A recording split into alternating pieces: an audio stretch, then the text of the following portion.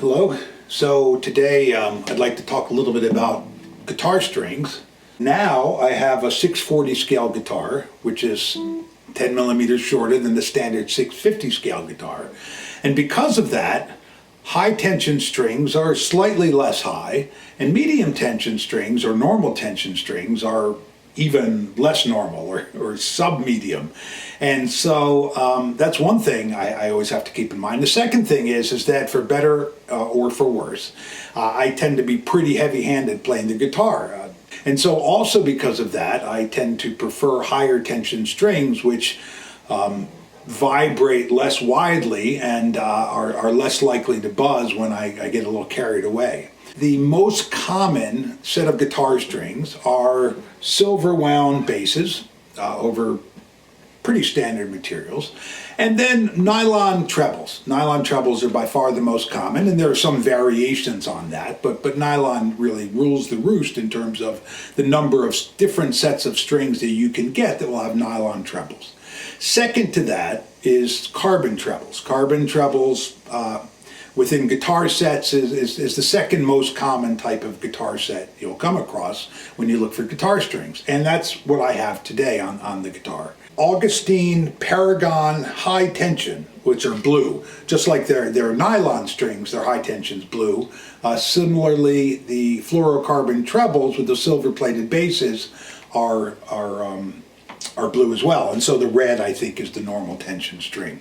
Why Augustine? Why the brand Augustine in this particular case rather than some other brand with carbon trebles? Well, in this case there were two reasons. One was that Augustine was donating all of their profits on Juneteenth to the Black Lives Matter movement, which included my local guitar society, which has a tremendous outreach project in the urban parts of Cleveland to teach kids guitar. And so, that helped a little bit. But secondly, among the common guitar strings, particularly those made here in America, for me, when I was using my previous guitar, which I'll talk about a little bit, when I was mixing sets, I'd found that really the Augustine basses were my favorite of the common American guitar brands. Diodario and Labella and Augustine. I sort of preferred the Augustine, partly perhaps because they're slightly heavier than the others.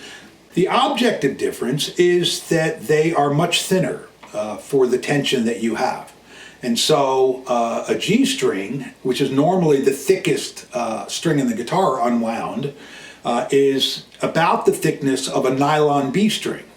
Now, why might that matter? Well, in my previous guitar, it was a great guitar, but the intonation as I got up to the 12th fret and beyond would go off. And when I bought it to a luthier for other work, he said, yeah, that's a pretty common problem. And the easiest fix I've found is to switch to a carbon G string, because carbon G strings are thinner, there's less to displace, and the intonation is maintained high up the neck. And so that was fantastic. And so on my previous guitar, I immediately switched to carbon G strings, and I really didn't have that problem with the intonation up the neck any longer. The E string tends to ping out a little bit. I'm sure we've all had that experience. How do you match the sound, particularly of an open E string, to a B string, perhaps partly up the neck? It's tricky, with the best of strings and the best of times and the best of technique.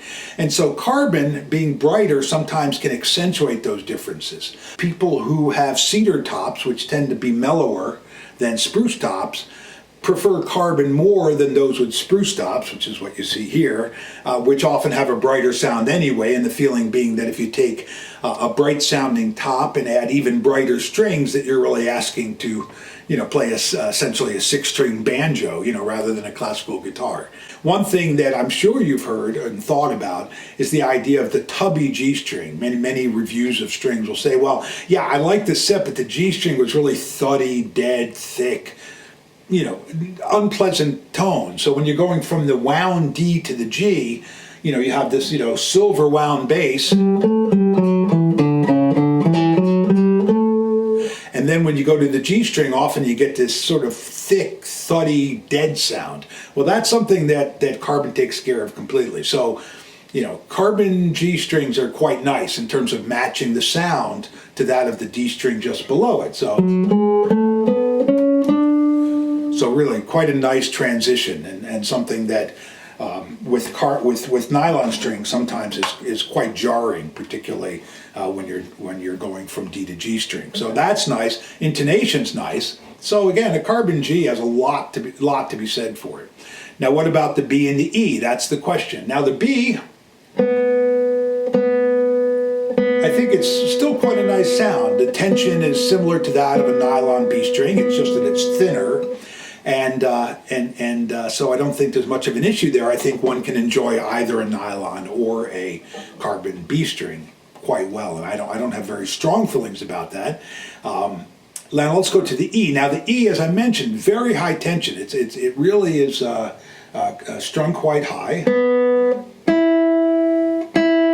and I actually like the very high tension. It stays where it is. So when you come down to play that E string, even if you just played it, it's going to be exactly where you expect it to be. That's why some people like high tension strings in general. They don't move that much, in terms of when you're playing quick passages. They tend to stay where they are and vibrate pretty tightly. And so this does. I mean, I actually love the way this feels under my fingers. But, is it too bright? Is it too twangy? Is it too much like a banjo or a ukulele or a mandolin string? Well, I don't know. We have a sample of the Soar Etude, which will be coming up, and you can listen to that and see what you think. It is a little twangy, I think. And so this is the reason why some people just hate carbon E strings. They like the G, love the G, ambivalent about the B, and really don't like the carbon E string. And I may be among those, although I love the way it feels. I'm not sure I'm crazy about the sound of the carbon E string. On the other hand, there are a few ways you can get yourself carbon G and B, and still have a nylon E string. There are some string manufacturers that either do that with the trebles, most notably Diodario, and they're not particularly expensive. And there are a couple of other string makers that have these as sets, with either carbon G and B, and a nylon E string.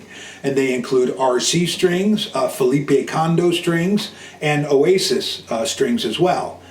So I'll strum a couple of chords. Actually, at lower volumes. That E sort of is a pretty sound. Not bad. And then we can play a scale.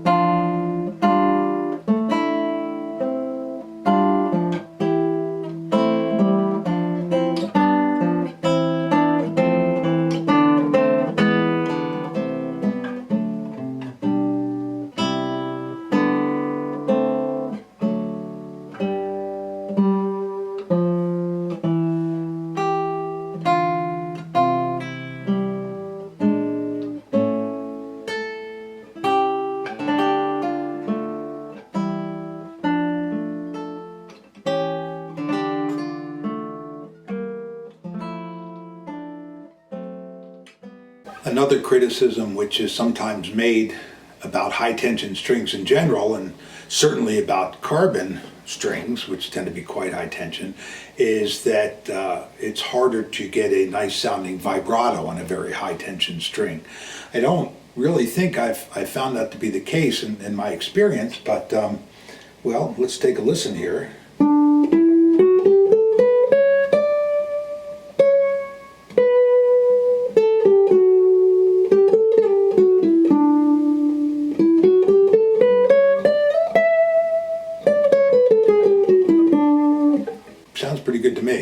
Well, at any rate, there are many, many brands of strings, and in order to find the string that would be really ideal for you, I would recommend that you head on over to NylonPlucks.com. That's NylonPlucks, Plucks.com, where there's a 5-step program that will help you find the perfect strings for you. There's discussions of tension, string materials, and brands. The major brands, some of which we spoke about, Augustine, Diodario, Savarez, depending how you say it, and Hannibach strings as well. And I haven't had much experience with them, though I've heard wonderful things. I'm looking forward to receiving a set that I ordered through NylonPlucks.com, and hopefully we'll be able to review those as well. So I wish you the best of luck in finding the perfect string for you and your guitar, and I appreciate you taking the time to listen.